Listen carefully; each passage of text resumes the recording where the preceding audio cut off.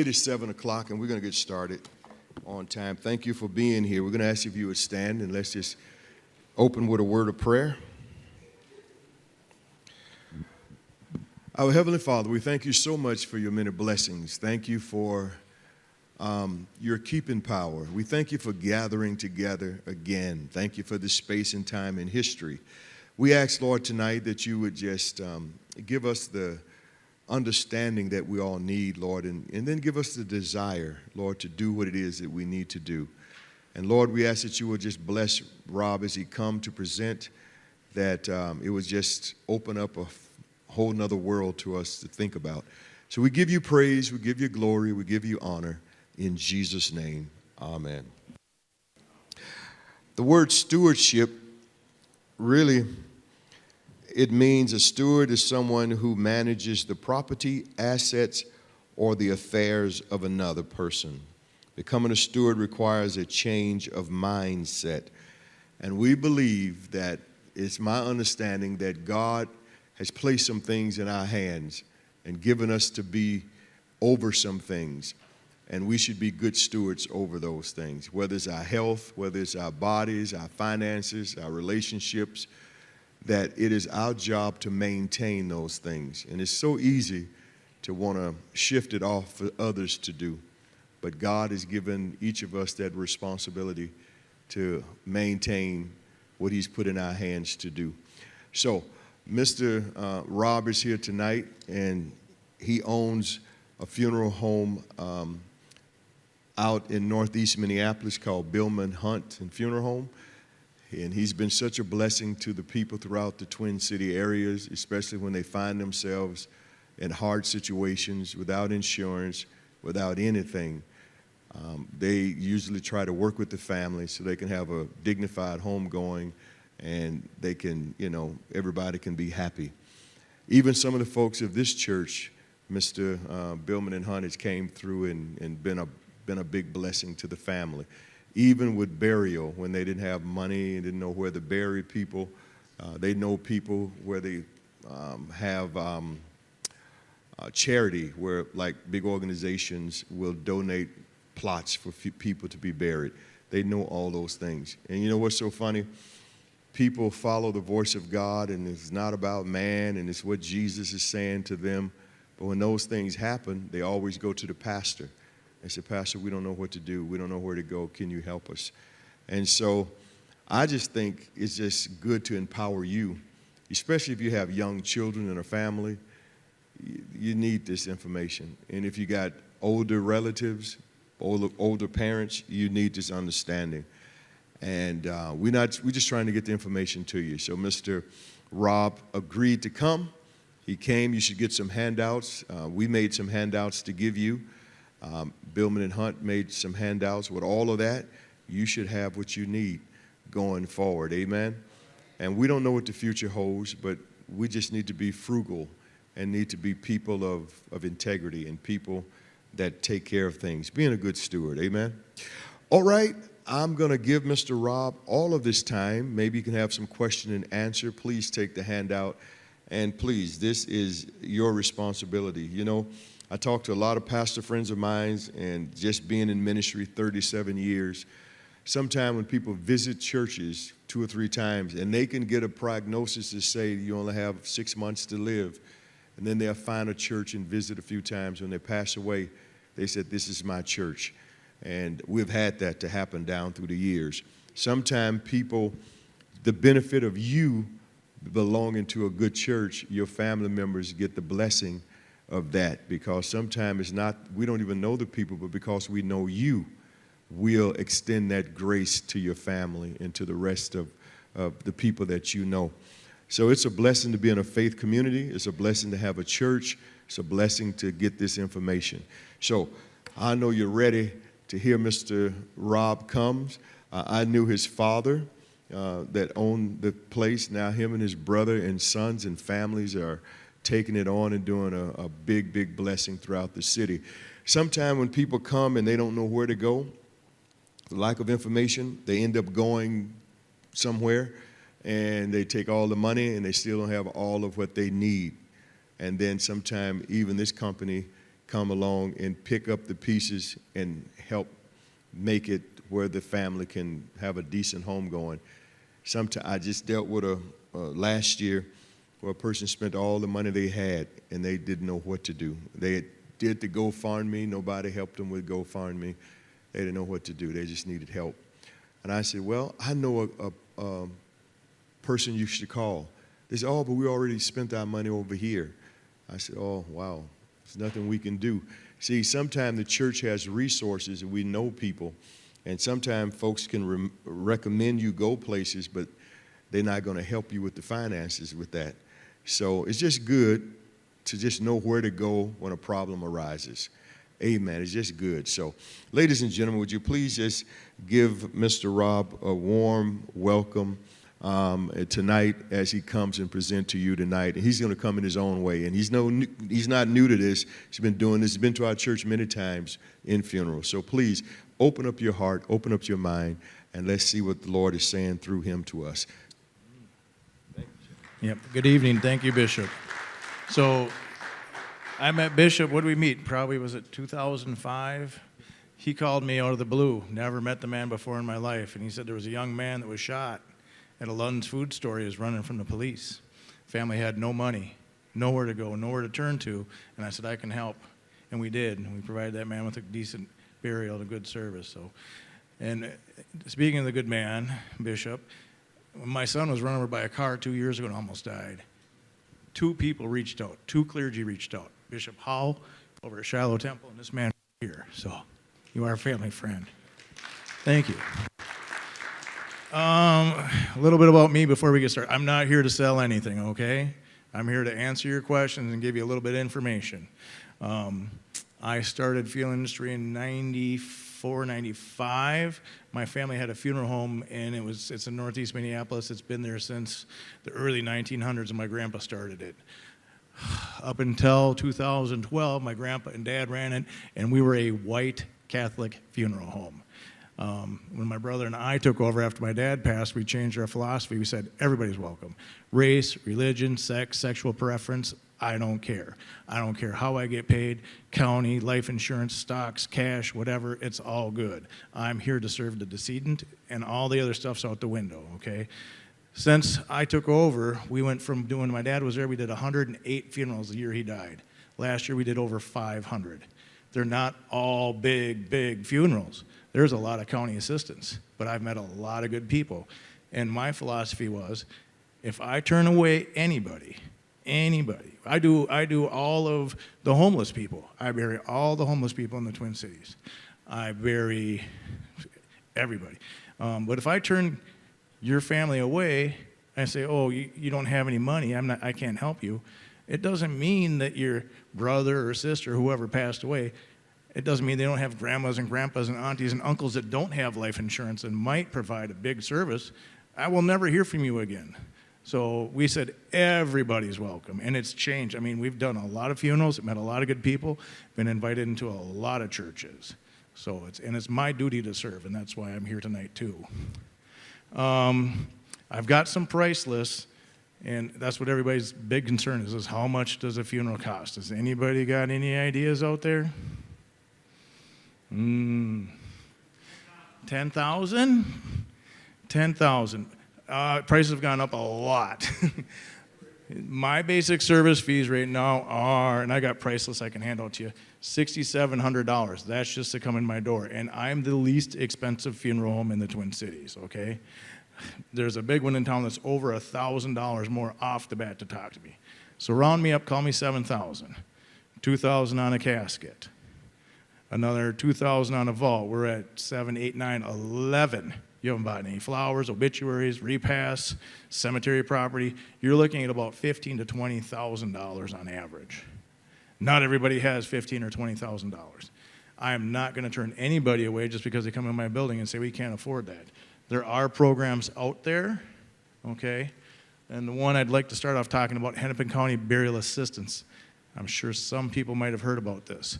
There are some requirements with it. They don't pay me a lot. And a lot of funeral homes will take this and just say, here's what we do. Almost everybody. I think I'm one of the last ones that does burials for it. Most funeral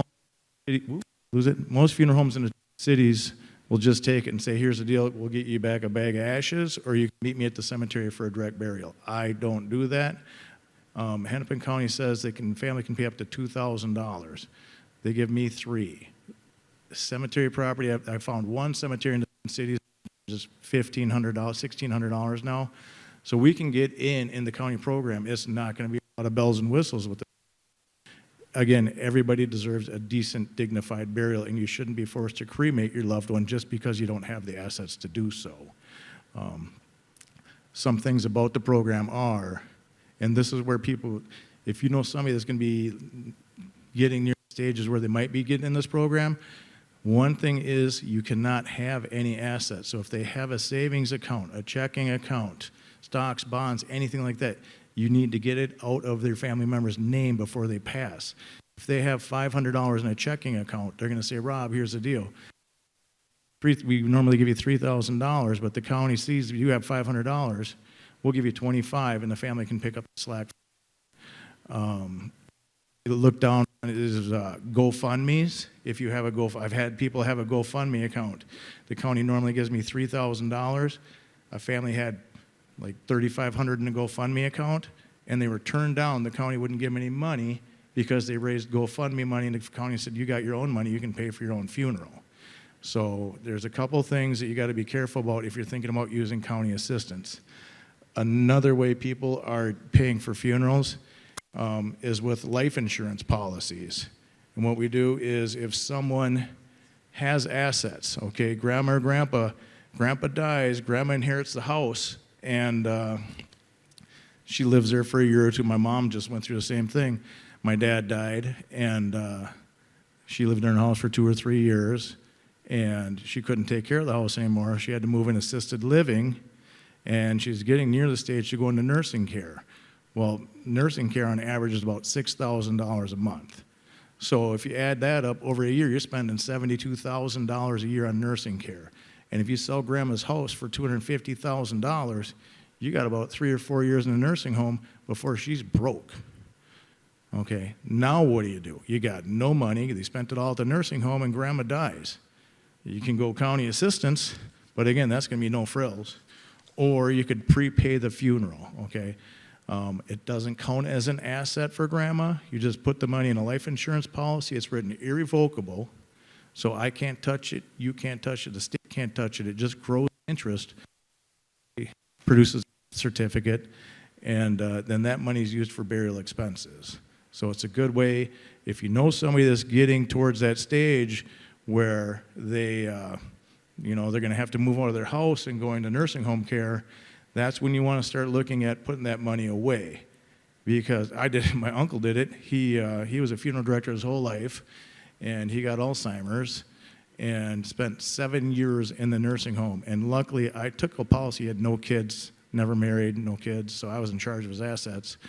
And when he died the same month that he went broke. He spent over $700,000 in the nursing home. Died broke. And there's nothing you can do. Once they get in that nursing home, you can't start handing out money because there's a 5-year look-back period. And let's say, maybe I'll pocket $100,000, and they'll find out. And they'll come back and put a lien on your house. Once somebody's in a nursing home, it's too late. You have to start gifting your assets 5 years before you get in that nursing. There's a 5-year look-back period. So you have to give out assets before you get to the nursing home. And it's really hard to convince people in their 70s and 80s, you went through the Depression, you've been saving money your whole life and, seeing how much soup costs, and now you got to give $10,000 to your grandkids because they ain't going to be there in 5 years. So if you do get by that 5-year look-back period, Uncle Jack lived 7 years. He was in a memory care unit, and another resident pushed him. He broke his neck and died the same month he would have gone on medical assistance. Luckily, unfortunately, when he died, when he got pushed, he broke his neck, and the police considered it a homicide. There's a third program out there called Victims of Crime. Nobody wants to use that one. My Uncle Jack was a hardcore Catholic, went to church every day in his life. Broke his neck in a nursing home. I can't hold it against somebody. She had Alzheimer's too. But the state called it a homicide, and there's a program called Victims of Crime out there, which pays up to $7,500 for funeral expenses. So, You don't want to use that one, but sometimes we do. What else can we talk about? These little booklets we handed out, okay? Bishops are almost the same as mine. Whether you use me, Washburn, McGreevy, Estes, whoever you go to, these are the same questions we're all going to ask. And I just hand these out all the time, and I tell them, everybody, my age, younger, older, it doesn't matter. Fill this out. It's got all the information your kids are going to need. These are most of the questions we need for the death certificate. It also tells people what you want to do. Some people don't want to be cremated. Some people want to be cremated. And you wouldn't believe the amount of fights we have over that. And it's like, if they just would have filled this out and talked about it, we wouldn't be having these huge talks, in the end. Go ahead. So would this be legally binding? I don't think that's legally binding unless maybe you had a notary do it, but I've never had anybody fill one of these out and one of the kids brings it into the funeral home and this is what Dad said he wanted to do, and if there's 3 kids, nobody's going to say, well, because it's your wishes.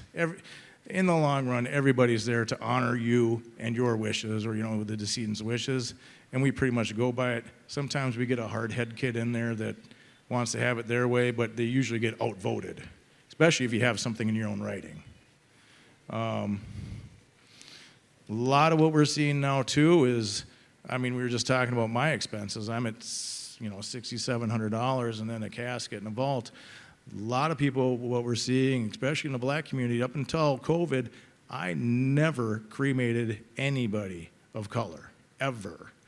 And now I bet probably 7 out of 10 are funerals with cremations.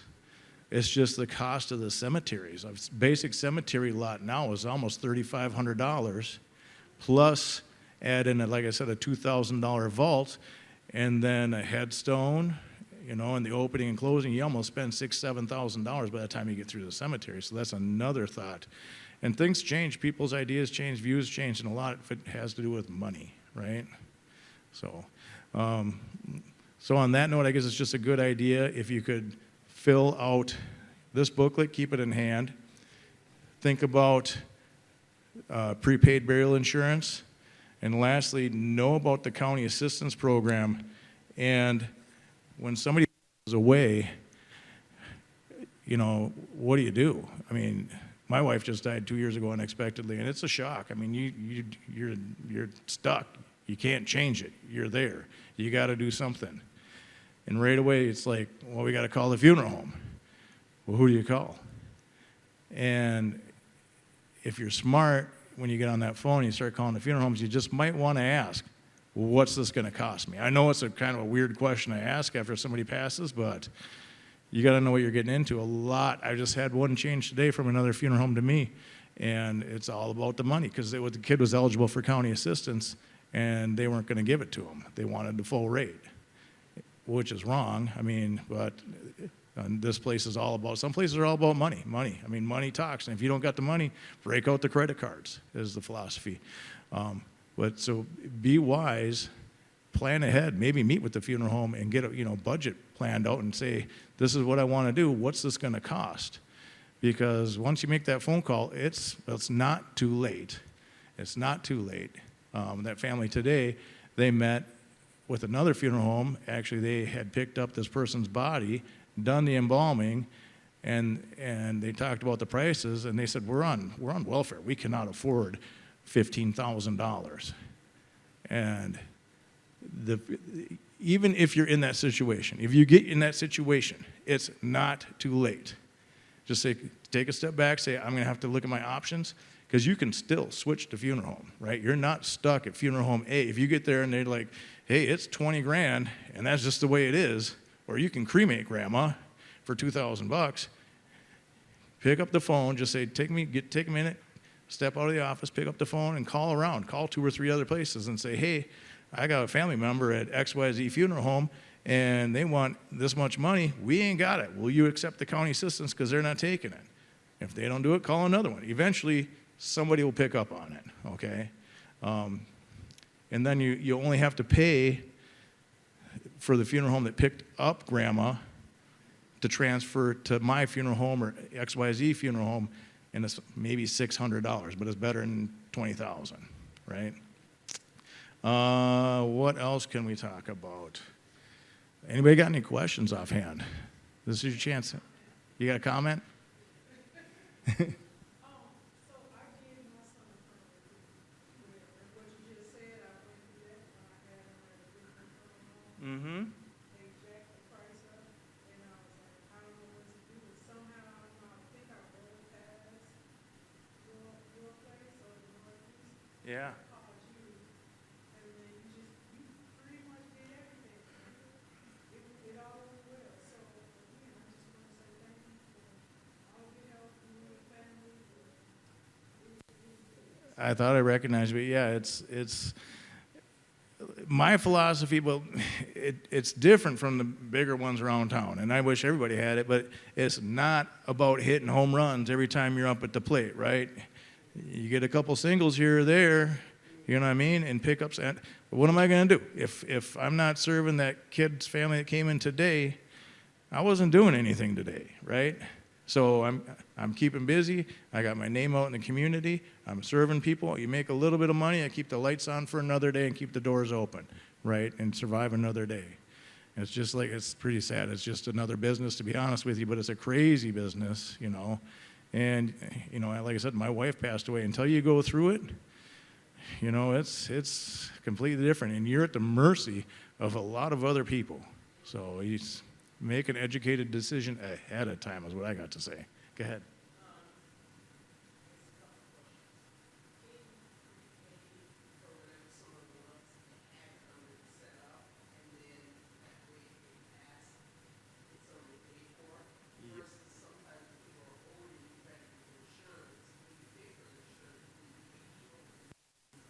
Oh, yeah.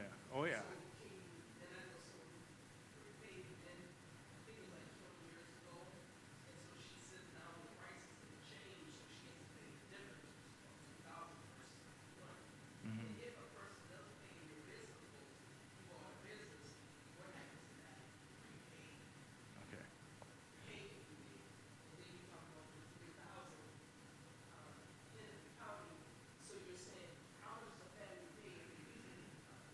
Okay. Okay. So the county pays, they got a rule. The maximum payment if somebody passes away under Hennepin County is $5,000. The county will give up to $3,000, and the family can only, and a lot of people pull games with this one, can only charge $2,000. And I've heard there's funeral homes around town that when you walk in their door and you say you want to use Hennepin County, and they'll say, hey, hey, your bill is $11,000. We'll give you the $3,000 discount for county. You only owe me $8,000. Well, that's not their policy. The policy is $2,000, and I stick by the policy, right? It's not worth it.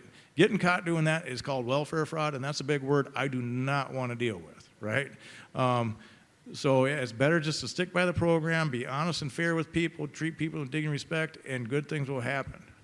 So you were talking about, there's a couple different insurance you're talking about. The first one you talked about was like a flat rate policy. A lot of people took out like a Gerber policy. Did you ever hear about those when you were younger? Grandma took me out a Gerber policy. It's $5 a month and pays $2,000 when I die.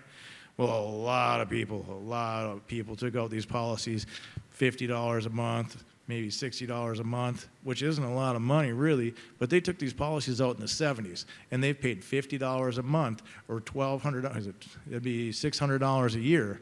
Okay, $600 a year in 10 years is $6,000. They've been paying this since the 70s. Yeah, so they've got thousands of dollars spent on this, and I've had people come up to me and ask me what to do. So with that type of policy, there's a guaranteed cash value with it. So you have $2,000 with insurance. It ain't gonna go up. It's $2,000. The county, you could say, hey, we've got $2,000, and the county will give you $1,000 extra, but that ain't still that much. In that case, if you know anybody that's got those policies, and I shouldn't be saying this on the microphone, especially when I'm on TV, but I've told people, best thing you could do, I hate to say it, cash that policy out, get the guaranteed cash value of it, because it's only worth $2,000. If you're going to live another 5, 10 years, you're going to spend another $6,000 on $2,000. It's a waste of money. Cash that money out, put it in a cookie jar, keep it as cash. Because if they find out you got $2,000 in a checking account, they're going to hold it against you.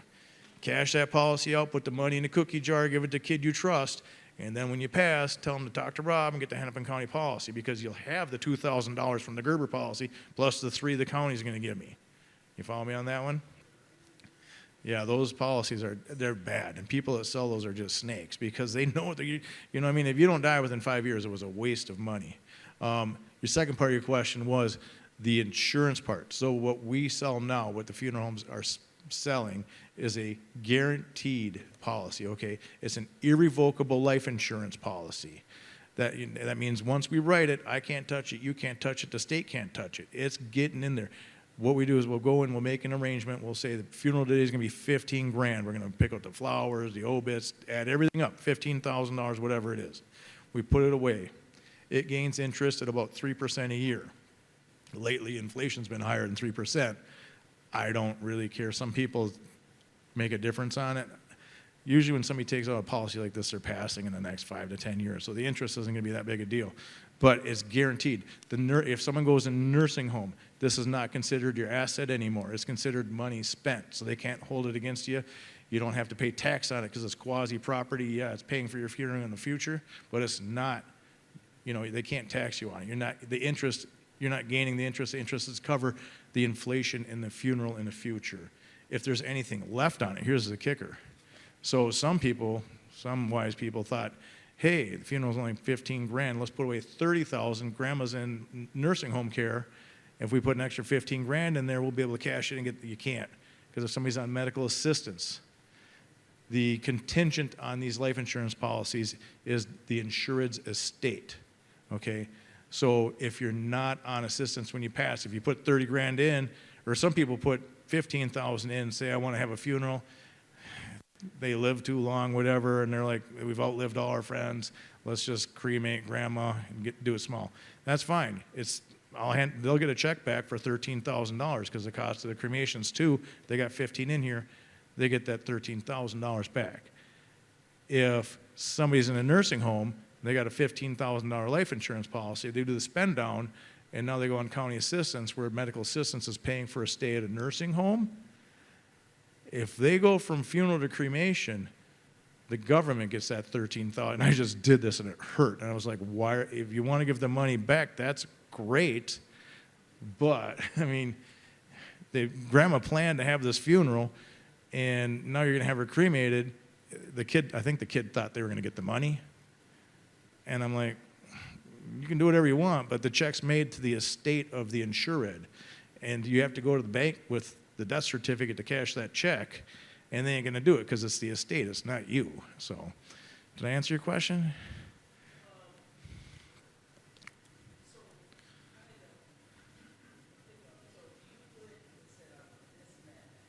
Yep.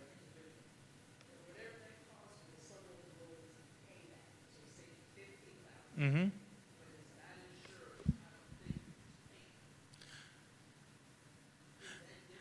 So I can't take cash. You just can't give me a check for $15,000. I have to put it in a life insurance policy or a trust, because funeral directors are slippery fish, right? No, what happens if, I think you brought this up too, what happens if you gave me $15,000 and I just said, yeah, I'll do your funeral, and then I lose my business for some reason, it closes.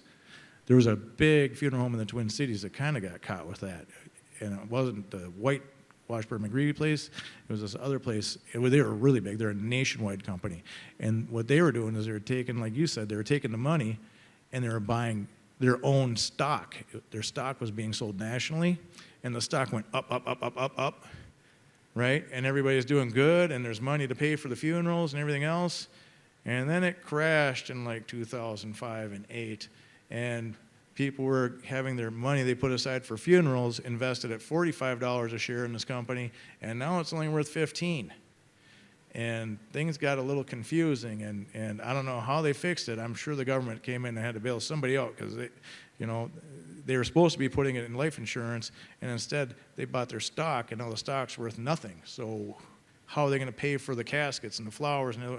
So yeah, with this, the life insurance, it ain't going anywhere. I can't touch it. You can't touch it. The state can't touch it. It's just gaining interest. The funeral home cannot, just don't give anybody a check like that on a guarantee they're going to cover it, because first of all, we can't legally do it, you know, and second of all,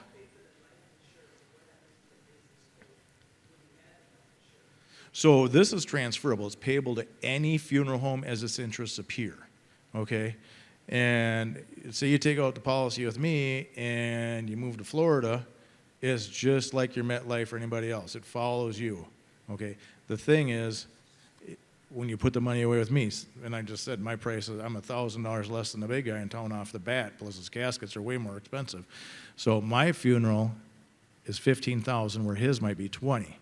So if you transfer from me to him, you got $15,000 in your checking account, and he's going to give you a bill for $20,000. So you're going to have to come up with the difference. Is that good? Then the life insurance is good anywhere. So you could just take it. It doesn't even have to close. You could just say, I found Rob doesn't like cats, and I'm a cat lover, so I don't want to go to Billman Hunt. Yep. It follows you up just like your life insurance. So the county one you're talking about, does the county, there's a limitation of what the county actually gives you, so you have a regular basic casket, you can't get anything better, you can't have the export, I mean, does the county, what does the county cover? So the county basically covers my professional services, okay? If you're gonna do a burial, there's only one cemetery, Crystal Lake Cemetery over north. I just buried somebody there. $25.50 to open and close the grave and for the property. Okay, you're only allowed to spend $2,000. You can't go to Crystal Lake.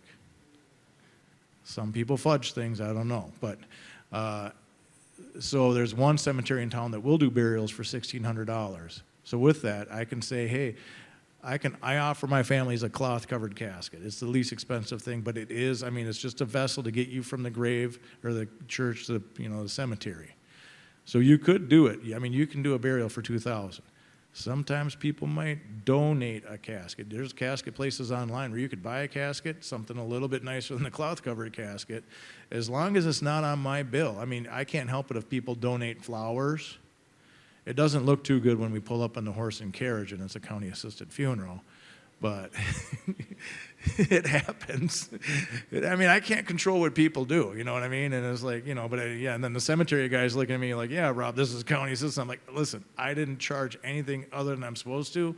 I can't help it. Somebody donated this horse, and the horse is like $800. Don't get the horse. The horse is so slow, and I call it Alpo. He's not, it looks good, right? But it's kind of, especially if you're going at the county, it doesn't look good that you're spending that kind of money. And you see a lot of people, with all of the family funerals. What is some things that you can actually do away with that you don't need at that time? You know what I mean? Like when you. So expenses you can avoid?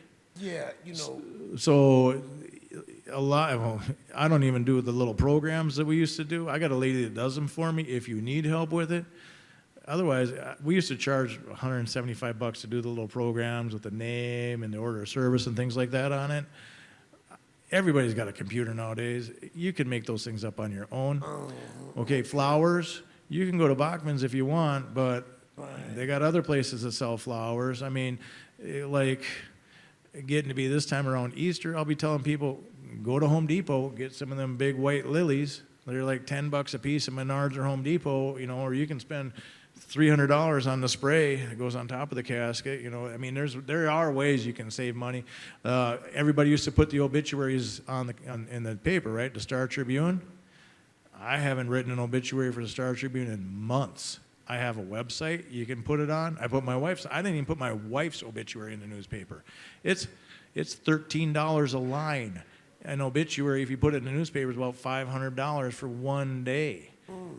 I put my wife's online, and I must have had 800 responses. I got 4 kids that played football, hockey, baseball, and I coached, so I knew a lot of people, and I know a lot of people through this. So, and when we do it on my online service, it goes, if you like it on Facebook, it goes to all your family and friends. So everybody you know is getting the word. If you want it like that, I don't know many people that even get the paper anymore, to be honest with you. So yeah, flowers, obituaries. I've had people make caskets. I don't highly recommend it. Oh, If you do, make sure the bottom is very secure, because it would be wrong if we picked it up and the bottom fell off. That wouldn't be something I'd want to see. At the cemetery up in Brooklyn Park, Mound Cemetery that we use, they don't require that you purchase a vault. Okay, just the vault alone costs $1,200, and then you have to have somebody deliver it. He charges you another $500. So I mean, if you did want to do a burial and you didn't want the heavy expense of the cemetery, he's only $1,600 for the grave, and he doesn't require the vault. So, you know, where he's $1,600 and you're paying $25 at Crystal Lake plus another $2 on the vault. So you're at. Okay, what we got? what?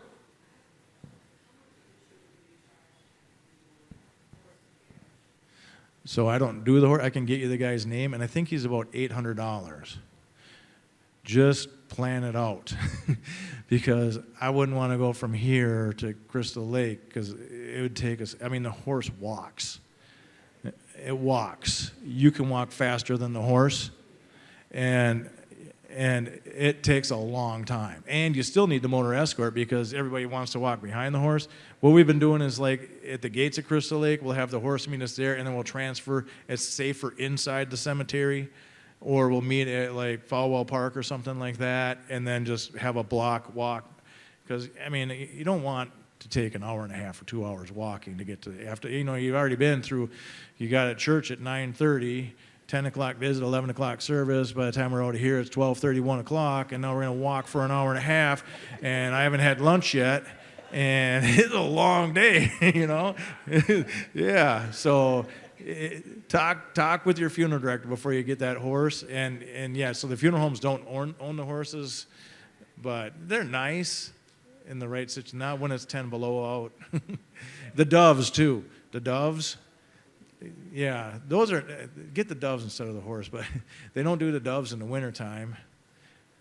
One time somebody found that out and thought they'd do their own doves, and this kid was walking around, he was at Hillside Cemetery, and he's got this Nike box, and I'm like, why has this guy got this Nike box? At the, you know, and we're going in the mausoleum there, and then we say our final prayers, and he opens a Nike box, and he's got 3 parakeets, and it was probably 25 degrees out and kind of drizzly, and he throws the parakeets in the air, and one went in the tree, and the other 2 went right on the ground, right in front of us. And I was like, oh my God, what a send-off. He killed 3 birds.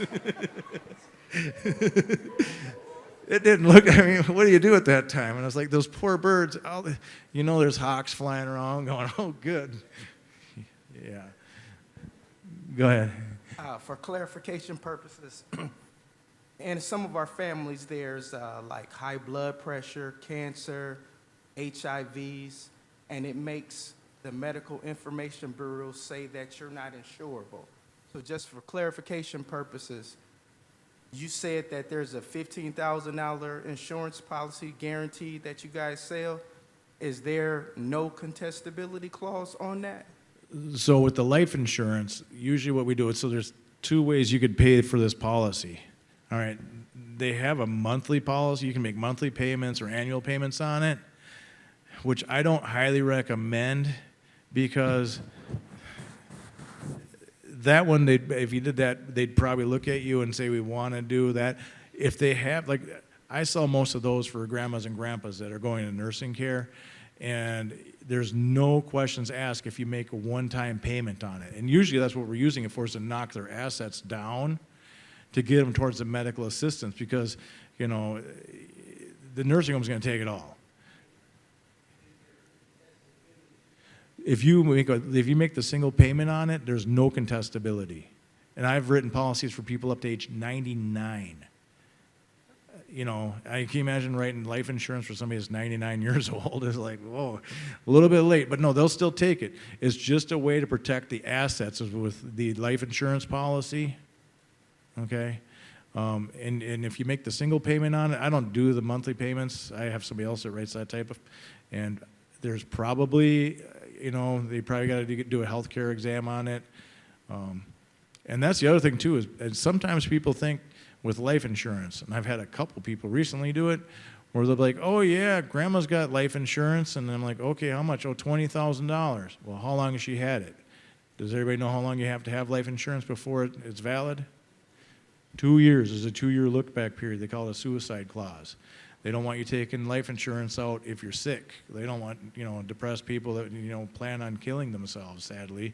But some people have come in, and I'm a life insurance agent and a funeral director, so I just say, okay, let's just look at it. We'll call the insurance company, and they've only had it for 6 months. And I'm like, really? You knew Grandpa had stage 4 cancer, and you took out life insurance? So in that case, all you do is you get the premiums back, okay? You're $250 times 3 months. So they ain't gonna give you that $50,000 kick-out you thought you were gonna get. It'd be nice, but no, they don't do that either. Question was asked about what you could do to eliminate costs, and you alluded to it, but just to be sure I understand, in Minnesota, it is not a requirement that you buy the casket from the funeral home. You can buy it elsewhere. You can buy it from Costco or whoever. Mm-hmm. Is there a handling charge, and would it be required to be delivered to you? Is there a handling charge to receive an outside casket? I've just given up on that. It's too much of a headache. If you want to get your own casket, get your own casket. It's most places, they'll, in their general price list, I didn't know there was going to be this many people, so I apologize. I only brought like 4 or 5, so you had a good turnout.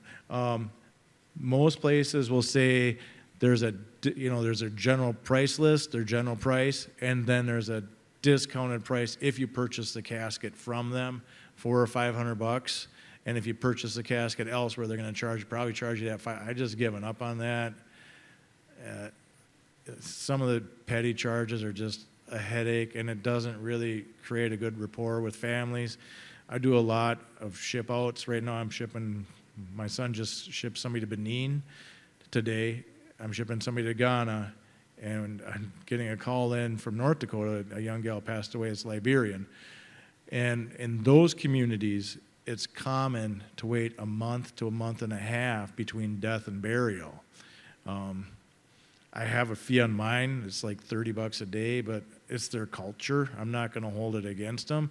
And sometimes they really try stretching it and want to wait 2 months, and I'm like, hey, a month's long enough.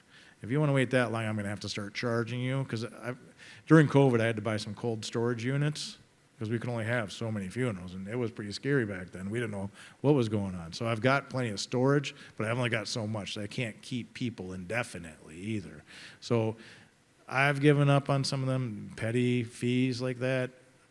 If someone wants, and why do I want to fight with a family, right? You're already going through it. You're stressed out. You're trying to save yourself a buck when you can. I'm just happy to have you. And if we get off on a bad foot, it's going to go bad the rest of the way. And I don't like feeling uncomfortable around the family. So yeah, so for me, you could save the money like that. And there's places online you can find it. Just be careful what you buy, and make sure the size is right. Especially if you're going to think you're going to get a really fancy wood casket because we're saving all this money. Because the Chinese caskets are a little bit smaller because they're smaller people. If you think about that. So normal width in the casket is 23 inches. Chinese caskets are 20. All right. I would not fit in a Chinese casket. I guarantee you that. And you order this casket, it gets delivered to me. You just spent $2,000 on this beautiful piece of wood, and now it doesn't work. And what do? You got an expensive end table is what you got. Yeah. So just be careful. It's just like anything else. Be careful, because the funeral home ain't going to take it. I mean, I don't want it. What am I going to do with it? Yes.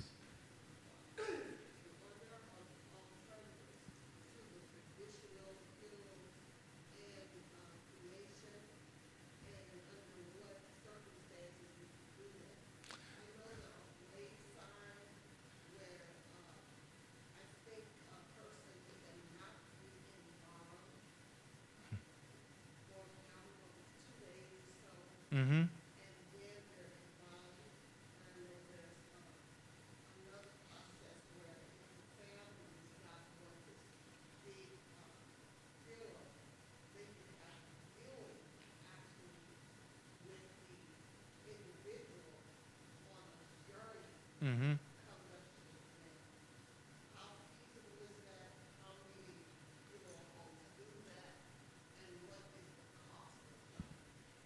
Good questions. So, and really good questions.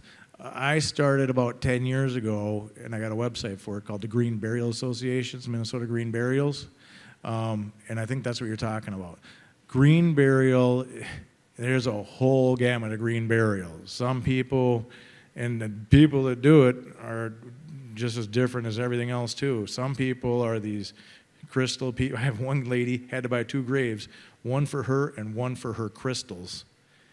That's how many crystals. And I'm like, when you die, I'm not moving. If you need a whole grave for your crystals, that's on you. I'm not moving your crystals. But so green burial is, well, there's different types of that too. Some people don't want any embalming, okay? Some people don't want the formaldehyde because they say it's going to pollute the planet, right? Some people in that want to be buried, I have a wicker casket that we use. Some people want to be wrapped in a shroud. Some people just want to be in a cardboard box. And then there's different cemeteries around too with different regulations. Some people don't want to be in a cemetery. If these pure green people, they got cemeteries. There's one over down in Savage that's just green, solid green burials. There is absolutely no embalming fluid allowed in there, no metal. You can't bring a metal casket. It's got to be a wicker box, right? But then there's other ones that will allow, green burial in a pine box that has nails in it. There's some that will allow, there's 2 types of embalming fluids, formaldehyde and glutaraldehyde. Formaldehyde is in everything, the clothes we wear, the furniture you're sitting on, your carpeting. It's what firms things up, right? It makes it last, and that's why they use it to do the embalming. Glutaraldehyde is more of a water-based thing, and it doesn't last as long, but it helps preserve. Where if we do a green burial, and I do it with pretty much everybody anyways, if someone passes away, what we do is we'll have the arrangements, and if we didn't pick up the person the night before, and I offer them an opportunity to see their loved one that day after, not before. After the arrangements, some people want to see grandma, some people are fine, they just want to go home. It's been a long day. So I don't charge. That's another thing. I don't charge extra for that. It's just what we do, right? I mean, we're in the service industry, and it's about, helping the people. So some green burials we do a viewing if we use the glutaraldehyde. We can't have a public viewing. That's a state law too. You cannot have a public viewing if a body's not embalmed. But it doesn't mean that, 3, 4, 5 close family members couldn't see somebody. Sometimes people do that with cremation too, where they want to see somebody. Maybe they passed away in the middle of the night and they live in Rochester, they couldn't make it up, but they still want to see grandma before we cremate her. Again, I don't charge for that. I don't think it's fair to charge people for something like that. They're at my building anyways. What's it going to really inconvenience me? What else did you have? In the event that someone passes, they can go from that immediate state, they just died, Yep. and there are documents in place, they can actually go from that to crematory. There's no stop. Well, Dealing with the funeral director, is that part, can that be part of a? yeah, so it takes a couple of days to get somebody permission for cremation. So if somebody passes away today, I'll meet with the family tomorrow morning, and they'll say we want to do cremation. All right, I already picked the person up. They're in my cooler already. I have to get the information for the death certificate, and then I have to send it out to the doctor. And then the doctor sends it to the medical examiner. And then I need that medical examiner's permission, along with the document I make and the family's consent. I need all 3 of those documents before I can cremate. The soonest that's getting done is 3 days. Unless you die at Hennepin County Medical Center, and it's going to take over a week. Because there's just too many doctors, and it's a huge headache. So, yeah, cremation just isn't pick somebody up and they're cremated the next day.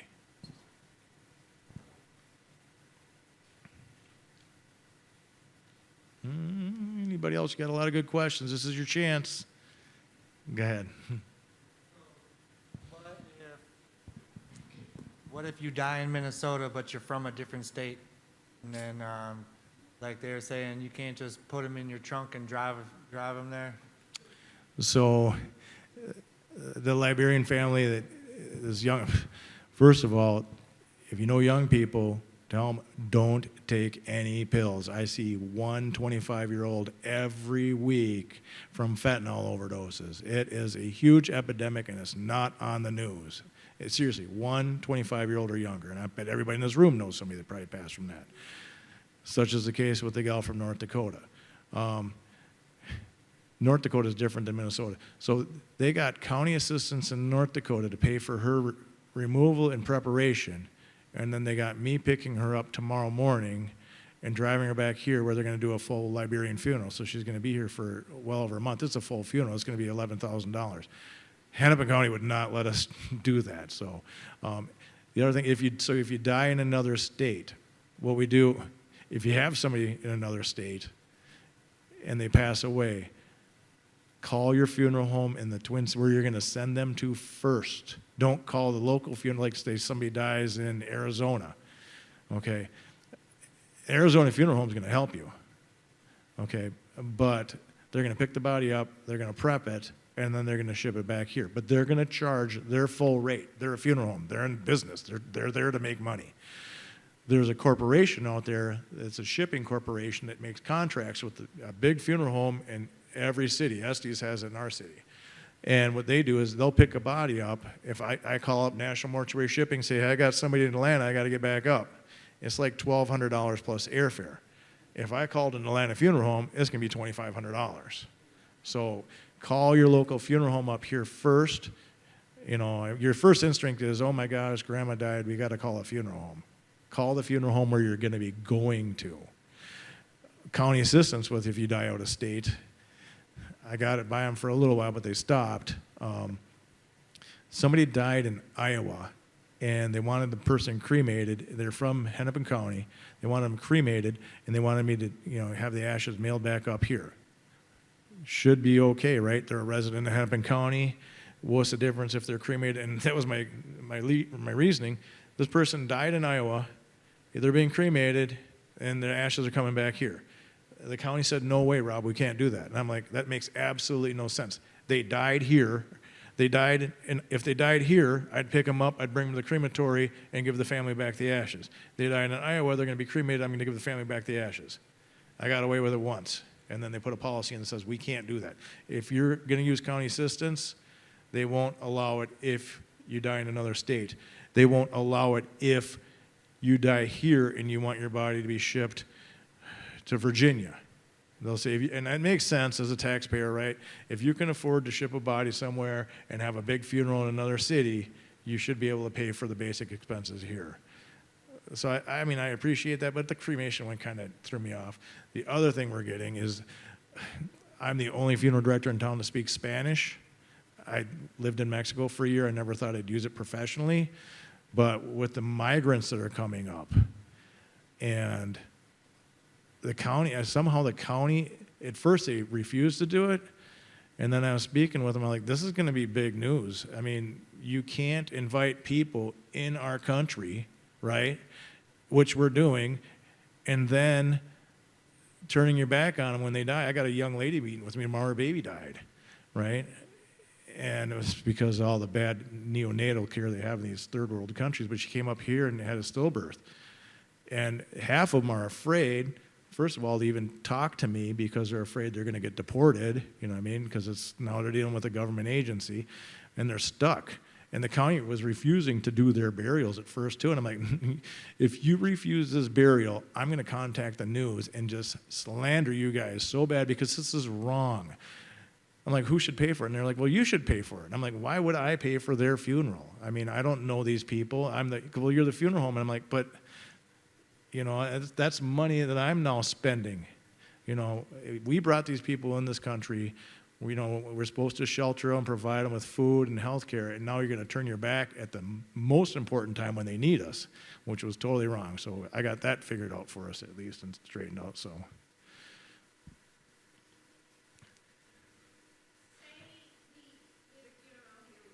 Yep.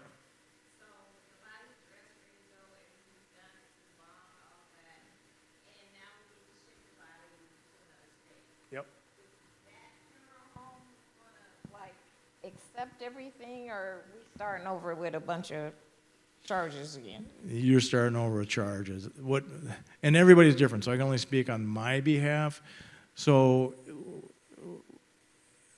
my charges get reduced because it's already been done. The body's already been picked up, embalmed, casketed. Half my work's done. Basically, I just got to pick this person up. So I just charge for the, basically a removal fee. If I was going to go to a nursing home, what's the difference? I go to a nursing home or I go to the airport and pick somebody up. And that's the way I feel it should be fair that way. There's no embalming charge, dressing, casketing, cosmetizing, all that. It's all done. So I'd charge a removal fee and conducting a service and maybe transportation to the cemetery. So my end, it'd probably be about like $3,500.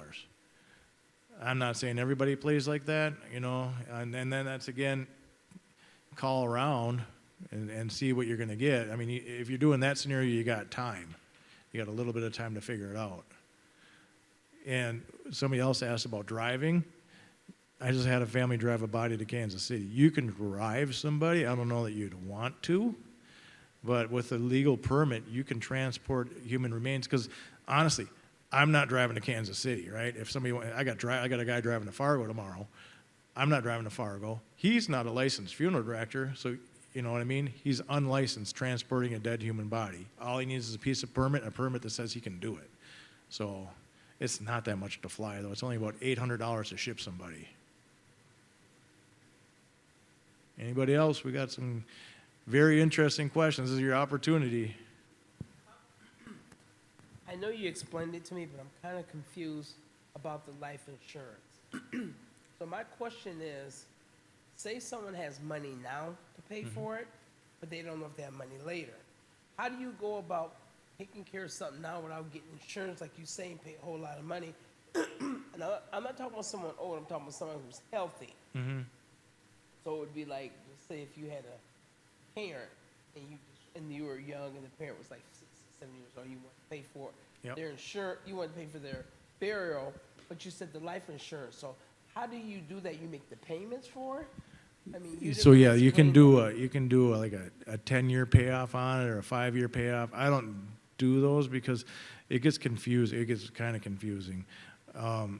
Say someone wants to pay it off over 10 years, and we estimate the funeral is $15,000 today. It doesn't start gaining interest until the whole thing's paid off. So in 10 years, it's going to start gaining interest, and in 10 years, I guarantee the funeral is going to cost a lot more than it did today. That's why I don't even want to go down that road with people. I say just pay it off all at once if we can. Okay. I thought you said you couldn't do that, though.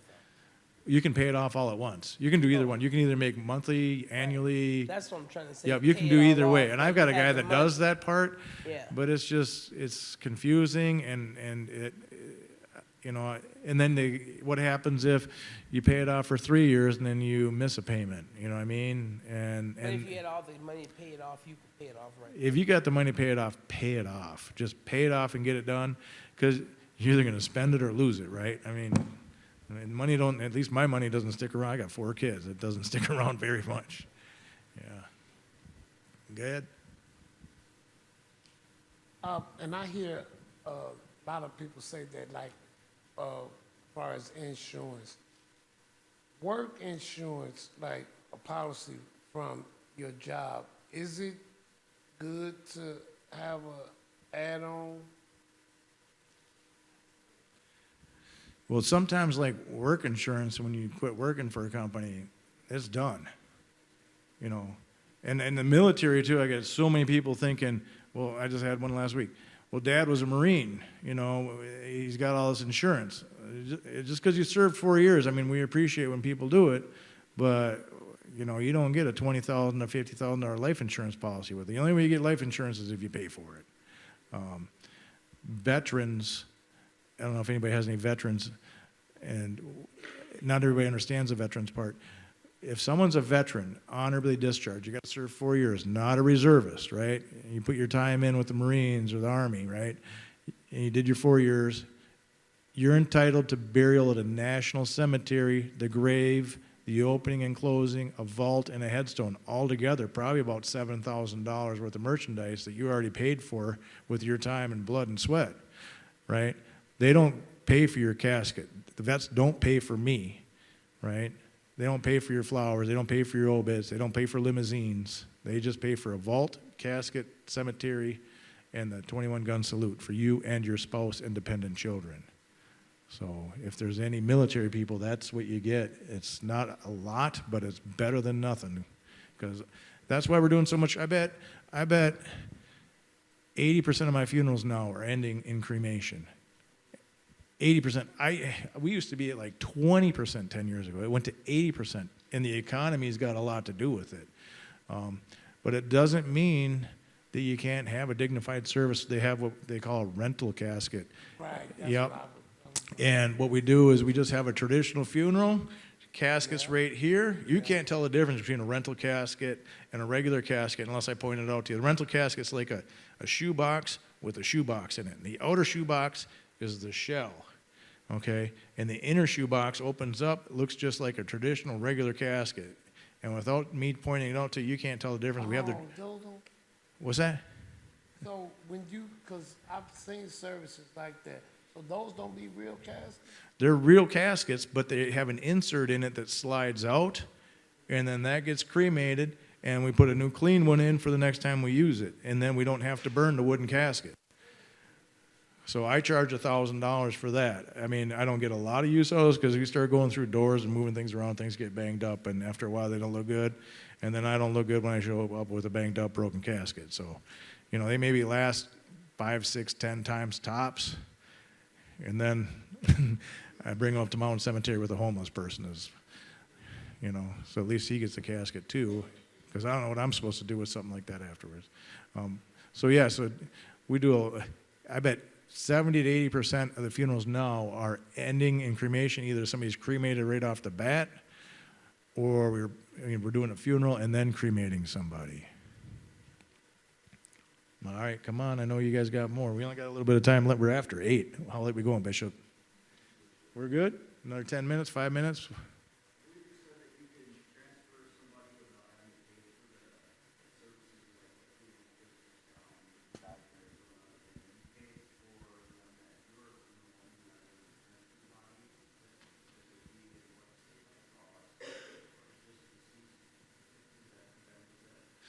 So if someone dies in Arizona, and you live up here, say your parents are down wintering in Arizona, they'll probably get taken to the morgue most likely, right? Or if you know what's going to happen, if you know it's inevitable, contact a funeral home in the Twin Cities first so you got a game plan. Because it's going to happen. Everybody dies at 2 o'clock in the morning. I don't know why, and it's usually the night I'm on call. But you know, at 2 o'clock in the morning, you're not thinking straight, and you're just thinking, I got to do something. But at least if you got a game plan, you could sit, you know, meet with your funeral home ahead of time and say, hey, my mom's in Arizona. She's not doing well. What should we do? And then he'd say, call me when death occurs. Don't call the funeral home down there. Right. And I got the number to National Mortuary Shipping. It's probably the same funeral home.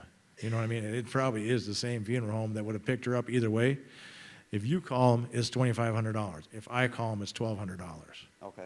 Okay? Yeah. So.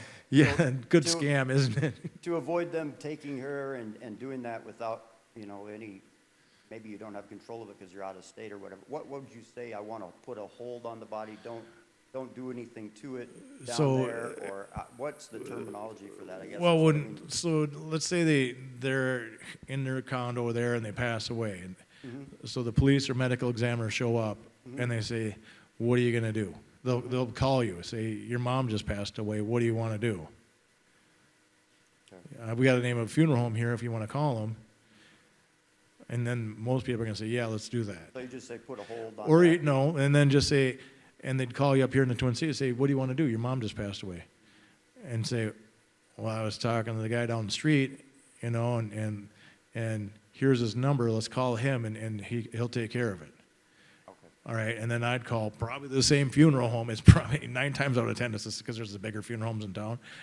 Yeah, you know. Okay.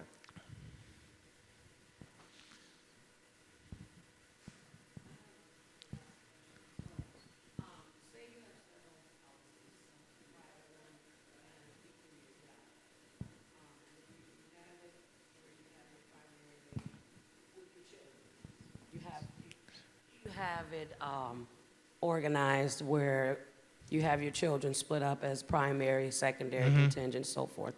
If you have several policies, how does that, I guess I'm trying to see, is it better to have a will to say how you want to be buried?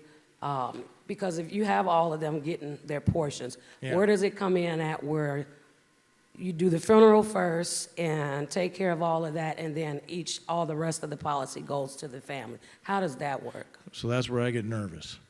Because now I got 4 people in the room and maybe 2 or 3 are going to pay me. And that 4th person is going to say, guess what, I'm taking the money and going to Vegas. No, so let's say you have a policy, you got 4 kids and you got a $100,000 policy that's divided equally, $25,000 apiece, right? So what I do, I'm an insurance agent and a funeral director, so I look into this stuff a little bit. And what I do is I can take, most places will say break out your credit cards. They don't want to deal with it. Not everybody wants to put $4,000 or $5,000 on their credit card. But, so what I'll do is, like I said, I call the insurance company, make sure the policy is valid, because I don't know you, right? And maybe you just took it out last week. How do I know? And when I find out it's non-contestable, the policy is good, it's been there over 2 years, you've had it your whole life, there's no holds on it, you didn't borrow against it, it's all good. What I can do then is they call it beneficiary statements, okay? You can assign somebody money from your insurance policy, right, after you pass away. So I give an assignment to all 4 kids. Here's the deal. Mom's funeral's $10,000. There's 4 of you. Each of you assigning this, donating. The insurance is like a big piece of pie, right? And you assign the funeral home, you know, $10,000, half of your $20,000 policy. Each kid has to pay their portion, $2,500. Okay. Hopefully everybody's going to sign that policy. You know, because sometimes everybody doesn't want to give me the assignment, and then it gets stuck on the other 3. So I guess that's where I'm getting at. Is it best to have a will to say, I want my funeral paid for this way first before anyone gets anything? That would be a good one for an attorney, I think. Yep. Okay, that's Yeah. what I needed to know. Yep. Thank you. Yep.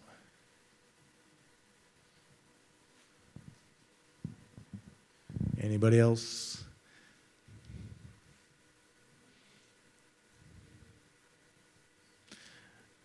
Sometimes you don't want to ask the questions in public, especially questions like this. I have a $10,000 policy, and I live in a system living. Okay, I heard you say a few minutes ago about the government. Okay, when you die, do the government get your money, or is that your money still? So it kind of broke up. You got a $13,000 policy, right? Was that it? $10,000 policy? And then what happens with the policy? So if you have a $10,000 insurance policy and the funeral's $7,000, all right, it gets assigned to a funeral home first, and then that $3,000 goes to the beneficiary. Okay, in my policies, it's written payable to any funeral home, the contingency estate. But a normal life insurance policy is going to be probably to your kids, you know, spouse, someone like that, and that's where they have to assign it. And if you're on assistance when you have a life insurance policy, I'm not a lawyer, but I think that money is yours. I don't think you have to give it back, and it's not taxable either. Like when my uncle passed, he had insurance, and I was a beneficiary part of that, and I didn't have to pay tax on it. But he was on assistance, and I still got a check. So insurance is kind of a confusing, really confusing thing, and then you're mixing it in with funerals too, and yeah. Did I answer your question? Kind of, sort of. But you didn't say where the money would go. I mean,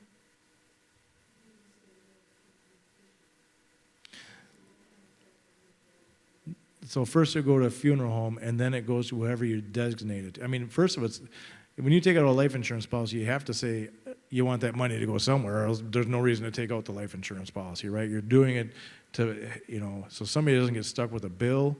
You know, I had a big insurance policy on me until my wife died, and I'm like, I really don't need insurance now.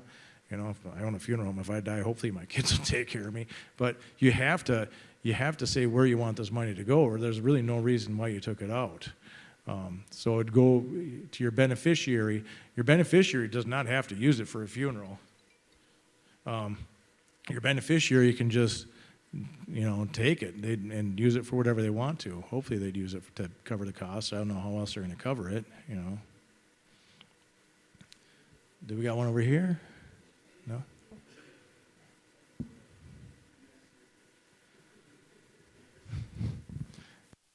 Good, Bishop? All right, so I've got a couple lists here. If you wanted to see them, I can hand those out. You can reach me. They're on my website if you want to see them at billmanhunt.com. Otherwise, I got some paper copies here. If you want to call me, my number's on these, and I'm Rob, R-O-B, okay? Regardless, you're going to use me, McGreevy's, Estes, Brooks. Don't use Brooks. I didn't say that. Fill this out. Stick it in your underwear drawer. Tell the kids when it comes time, that's where it's at, because kids come in all the time. They don't remember it, because one of the questions on the death certificate is your parents' names, including your mother's maiden name. Well, are they going to spell it right? I mean, hopefully they get it right, but sometimes they have no idea, and I fill out more death certificates with unknown written under things. Doesn't make a difference. I mean, it's still a death certificate. The problem is the death certificate, in my opinion, is for your great-great-grandchildren when they start doing this genealogy stuff. And if we don't get all these names right, they always call the funeral homes. They're calling me every day, especially this genealogy thing's huge. It's driving me nuts. But and think about it, my funeral home's been there since 1900. And I got people's grandparents, you know, the person that died in 1900's parents' names, so those people had to be born like 1850.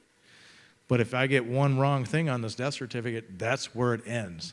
So take this home, fill it out, stick it in the underwear drawer, tell the kids that's where it's at, and when it's time, you know, that's what your wishes are, and hopefully they'll follow it. 9 times out of 10, I convince them if they don't, you know, 9 times out of 10, it goes just like how people planned it, okay? Thank you for your time. Thank you, Bishop, for inviting me.